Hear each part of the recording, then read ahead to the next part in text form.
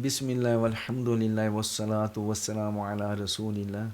Assalamu alaikum wa rahmatullahi wa barakatuh. Inshallah, today we are going to give an overview of Surah Al-Maaidah. Surah Al-Maaidah was revealed in the 7th year of Hijrah. So, in the 6 to 7 years of Prophet Sallallahu Alaihi Wasallam stay in Medina, the society had completely changed. The society where Muslims went there to settle themselves and new Muslims had established their society, and there were a lot of un-Islamic things happening in that society. In those 6 to 7 years, that society was completely transformed.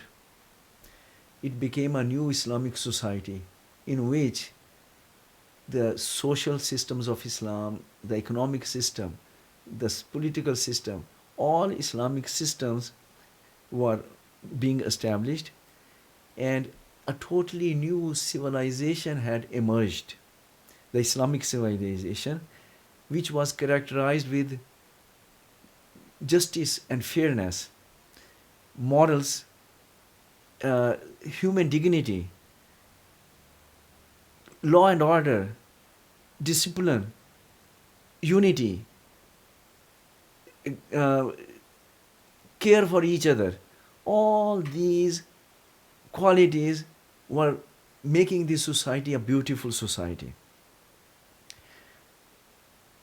The Arabs, who were given to tribal prejudices, battles, wars, lawlessness, and they were all had abandoned those things, and now they were the people who were standing up for human dignity, human equality, being organized, and having an organized law and order abiding society. On the basis of the congregational salah, Islamic political system was established, and on the basis of zakah, Islamic economic system was founded. Islamic civilization had its own holidays, its own celebrations, and its own way of conducting itself. In short, the Islamic revolution was in its last stages. And that's why in this surah, Allah subhanahu wa ta'ala announced, Al-Yawma akmaltu lakum dinakum wa atmamtu alaykum ni'mati wa raditu lakumul Islam dina. That today I have perfected for you your deen, and I have completed my favors on you, and I have made Islam, I've approved Islam as your way of life. Today I have perfected your deen for you, and I have completed my favors upon you, and I have approved the deen of Islam for you. So through this surah, Allah subhanahu wa ta'ala gave the final reforms for the political, social, legal, and religious practices. So that was a quick overview of Surah Al-Maaidah. Now Surah Al-Maaidah starts with a very important reminder to Muslims. And it says, Ya ayyuhalladhina amanu awfu bil uqud. That, O you who believe, fulfill your covenants. This includes any kind of promise or covenant or pledge Muslims make, whether it's made explicitly or implicitly. It even includes our promise to Allah subhanahu wa ta'ala as being Muslims, that we are going to follow His deen regularly and completely in our lives. This promise means that we will accept Allah's deen as a complete package. We will not pick and choose. We will adopt the whole deen as one package. We will abide by all commandments of Allah subhanahu wa ta'ala again as a one package. We will live by the Islamic civilization and Islamic system of life. And we are going to spread the deen of Allah subhanahu wa ta'ala all over the earth. This is the commitment, this is a promise, this is a pledge we make with Allah subhanahu wa ta'ala. And we agree that we are going to fulfill this pledge regardless of any difficulties and challenges we face. So Allah subhanahu wa ta'ala told us that those people who don't keep this promise, those people who don't fulfill this pledge, Allah subhanahu wa ta'ala curses them. Allah subhanahu wa ta'ala makes their hearts hardened. So while reminding us of this covenant and this promise, Allah subhanahu wa ta'ala also warned us that those people who do not fulfill this covenant, those people who do not fulfill this promise, Allah subhanahu wa ta'ala becomes angry with them. Allah subhanahu wa ta'ala curses them and makes their hearts hardened. And they become divided into various sects, fighting with each other until the day of judgment. So after this, Allah subhanahu wa ta'ala made a policy statement for Muslims that Muslims cannot be neutral. If somebody is doing something good, something which is of taqwa, something which is of good deeds, then Muslims should cooperate with them. Doesn't matter who is doing that. On the other hand, anybody who does something sinful or transgressive, then Muslims must discooperate with them. So Muslims cannot be neutral. If something good is happening, we must support it and we must cooperate with them. If something bad is happening, we must discooperate, non-cooperate, and stay away from it or condemn it, but we cannot just be idle and remain neutral among good and bad. We have to pick a side. From very early days of Islam, Allah subhanahu wa ta'ala had clarified that there are 4 kinds of meat which Muslims are not allowed to eat. In this surah, Allah subhanahu wa ta'ala has given further explanations on the dead meat, the animals who die without being intentionally slaughtered for consumption. So if an animal is slaughtered with the name of Allah subhanahu wa ta'ala, with the intention of consuming, that is allowed. But if an animal dies for any other reason, by an accident, by being hit by something, or any other means, then that will be considered a meat of a dead body, dead animal. Similarly, if a halal animal is attacked by a predator, if we can slaughter it before it dies, that's okay. But if it dies, it's a natural death because of the loss of blood, then it becomes also haram. Similarly, any animal which is presented on an altar or at a religious monument as a nazar for some human being or some body other than Allah subhanahu wa ta'ala, that animal, the animal may be halal, but because it was presented for somebody other than Allah subhanahu wa ta'ala, that becomes haram as well. In this surah, Allah subhanahu wa ta'ala allowed Muslims to marry the women of the Ahle Kitab. But with one condition, that those women should be chaste and there should not be secret affairs among the women and the Muslim. So Allah subhanahu wa ta'ala also gave the commandments about wudu and ghusl.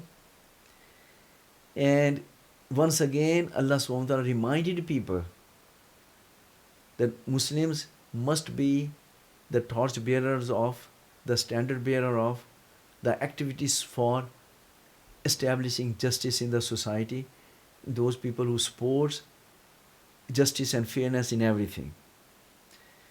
Because now Muslims are coming into power, they were going to rule over that area, and now Allah subhanahu wa ta'ala reminds them again and again that they must be those people who maintain and establish and practice justice and kindness and good attitudes towards people. So that has been emphasized. Coming to people of the book, Allah subhanahu wa ta'ala has once again invited them Islam, invited them to Holy Quran. And I told them this Holy Quran is the book which is Noor, light. And it is a clear book that they read and they can understand it very clearly. And this book is actually providing guidance to those who want to please Allah subhanahu wa ta'ala. So it guides them to all the ways of peace. It takes them out of darkness into light, and it guides them to the straight path. And if Ahle Kitab think that they are favorites of Allah subhanahu wa ta'ala, then they should get rid of this misgiving, because Allah subhanahu wa ta'ala does not have any favorites. The only favorites He has is those people who excel in their performance according to the teachings of Islam. So the Ahl Kitab are also told that they have no standing unless they practice their books, they practice their Torah, and they practice their Injil. Because when they practice truly the teachings of Torah and Injil, it will guide them to Islam and they will come to Islam. Allah subhanahu wa ta'ala then emphasized the sanctity of human life by making the declaration that whoever saves one life, it is as if the person has saved the whole humanity. And when one life is taken, it is as if the whole humanity has been killed. Now those people who spread mischief in the world, who spread who do killings of the human beings, and they spread chaos in the world, they have been the command has been given that they must be punished with the most painful punishment which can be given to a human being. So anyone who spreads chaos in the world, creates disturbance in the society, sheds blood, those people should be punished with the most painful punishment which is possible. Allah subhanahu wa ta'ala also gave in this surah the commandment about punishing the thieves, and warned people that Allah's commandments should not be taken lightly. Those people who do not make their decisions according to the deen of Allah subhanahu wa ta'ala, those who do not run their affairs according to the deen of Allah subhanahu wa ta'ala, those who do not punish the crimes according to the deen of Allah subhanahu wa ta'ala, in fact they are those who are disbelievers. They are those who are unjust and cruel, and they are those who are defiantly disobedient. So this is to emphasize that if you want to remain a Muslim, if you want to remain in the fold of Islam, you must make all the decisions according to the deen of Allah subhanahu wa ta'ala. So Allah subhanahu wa ta'ala also gave the rules that if somebody breaks an oath, then he has to expiate for it. In this surah, as the final command about intoxicant was given, and all kind of intoxicant were declared totally forbidden. Rather, Allah subhanahu wa ta'ala had told Muslims to stay completely away from any intoxicants, gambling, offering, making offerings on any religious monument other than Allah subhanahu wa ta'ala, and divination. They were all forbidden. Lot of times people ask unnecessary questions which do not pertain to their current guidance needs.